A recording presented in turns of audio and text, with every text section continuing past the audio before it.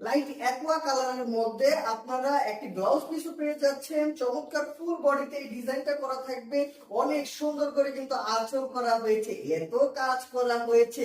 Orange সুতাটা use করাতে শাড়িটা কিন্তু এত প্রিমিয়াম দেখাচ্ছে। এই প্রতিটা ফুলের মধ্যখানে মিনা করা হয়েছে।